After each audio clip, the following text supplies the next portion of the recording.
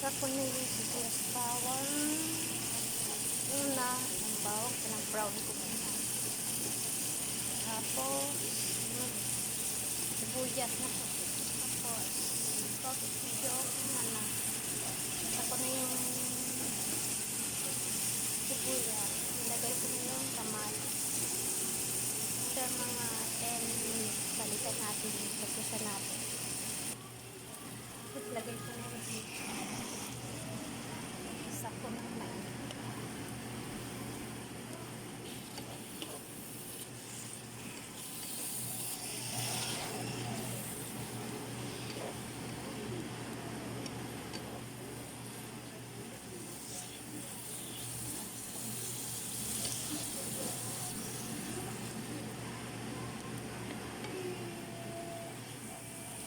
Balikan natin after 10 minutes.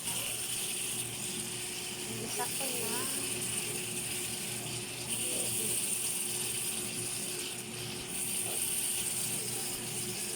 Try natin maibig para malatang ito. Lumabas na yung katas ng hipon. Tapos, ilalagay natin sa ganito. Wait lang. Balikan ko kayo mga after 5 minutes. Nalagay ko na yung hipon sa mogo.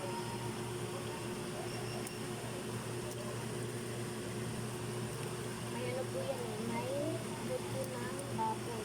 Nilagay ko para halong sumarahin mo ito. Kahit din. Puntak ko sa high blood. Masarap po ito. Balikan po na kita after 5 minutes or 15 minutes. Yan po oh, yum po yan. Sarap po yan.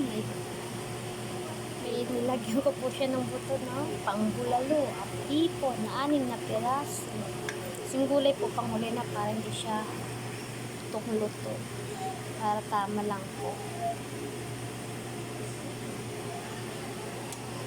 Wait lang po. Tapos, lagyan po natin ng chicharon. Special po ito. Barbecue flavor. Tapos na natin para malasa. Pag kulang po ang timpla, nalagyan natin ng konting asal, konting magic sarap.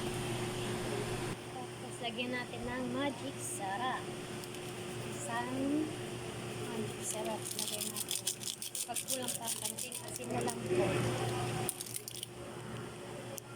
Antayin na lang po natin kumulo siya. Tapos, pagkulong pa sa timpla, lagyan na lang natin ng asin. Ayan o, sarap o. May hipon. May pang bulalo. May laman pa yan o. Sarap. Good luck sa mga kaway-kaway sa butok-batok. May chicharon pa. Uy, Santa Maria.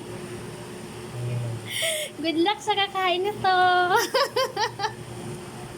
Itong pritong hasa-hasa, partner sa munggo. Nyam nyam nam.